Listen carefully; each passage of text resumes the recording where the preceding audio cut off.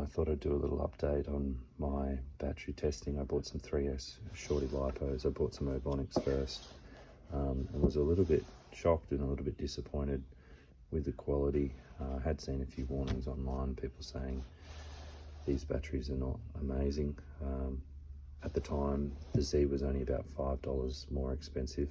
It was, I think I paid $38 for two 3S 2200 milliamp hour LiPos delivered here in Australia, and Zeee was, I think, 42 or 45. Now I charged these up.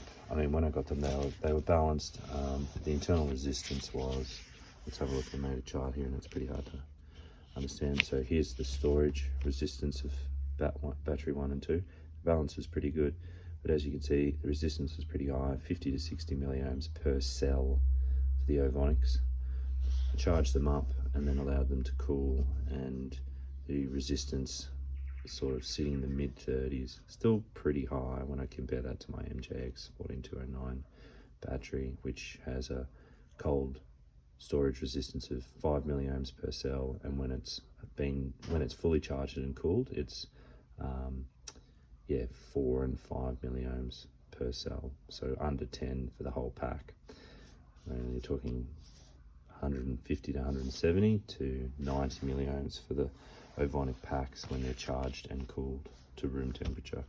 So anyway, I complained to Ovonic because they say this is a 120C output, so high output battery.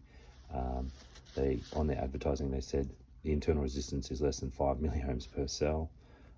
Maybe they did need to put an O next to the 5, but even then it wouldn't have met their advertising. So they were good about it.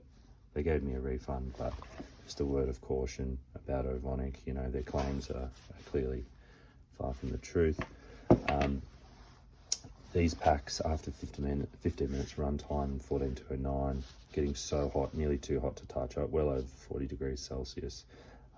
And that's my concern, is that they're just running really close to their operating limit in terms of temperature. So I bought a couple of Zeee LiPos, same size. Interestingly, Zeee only claim that these are 50C batteries. They look pretty much the same as the Ovonics. Seems like better, more honest, at least, advertising here. And yeah, so storage mode, the internal resistance of the first Zeee battery I got was sitting around 26, 25, and 26. And battery 2, storage was 28, 27, 28. After fully charging the first battery and letting it cool to room temperature, the internal resistance 21, 22, 21. I have taken this pack now for its first run, and then I've just topped it back up to storage charge, and it's still sitting around here. So we'll see what it's like after a few more charge discharge cycles. The second battery hasn't been run, it's been in storage, at storage charge. I'm just charging it now. So it's reading 28, 26, 27 milliohms, and while it's charging, you know, the balance is okay. Still pretty high. I messaged Zeee about these starting resistances and said, look, these are pretty high. Is this normal? And they actually wrote back and said that they believed they were defective. So again, I think this is the issue here in Australia, that maybe these battery packs are sitting way too long in warehouses or who knows what, but they've agreed to they've said they've tested 2 new packs and they're sending me 2 new packs. So, I mean, it's good customer service in that regard. I would really like to see these LiPos probably under 10 per cell when they're cold and fully charged. The interesting thing about the Ovonic is that when I was pulling it out and putting it on at full discharge, when it was flaming hot, the internal resistance was about 10 milliamps per cell. But you know, that's just probably a product of the high operating temperature reducing the internal resistance. It's not a good thing. Now this pack I did take for a good run. I ran it down to the low voltage cutoff. Probably shouldn't have done that, but because Zeee is sending me 2 more packs, I just thought I'd run these and do a few discharge cycles and see if they improve. This pack was nowhere near as hot as the Ovonic pack. It was just warm to the touch. It was certainly not, I would be very surprised if it was over 30. And so the next run I do, I'll take the infrared gun out and I'll shoot the pack immediately after, you know, stopping the run.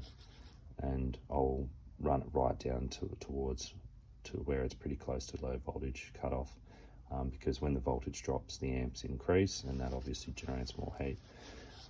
So that'll be, I'll make a short out of that. And yeah, anyway, so look, the summary is Zeee packs are the same price. They seem to have half the internal resistance. Zeee obviously are saying that even these resistances are high for their packs, so we'll see what the replacement packs are like. The Zeee packs don't get as hot.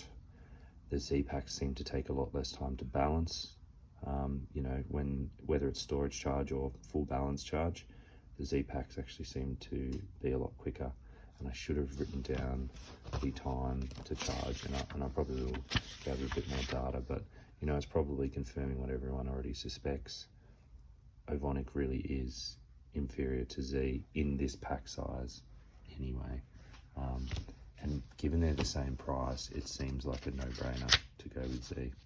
And they're not paying me for this. I've literally just put a claim through where I purchased them from their eBay website, their eBay account, and they've agreed to just send me other packs for warranty purposes, and that's not for the purposes of promoting them. That's just, I've purchased these packs on the internet and written back to them, and that's the feedback they sent back my way, that they were happy to send me some replacements.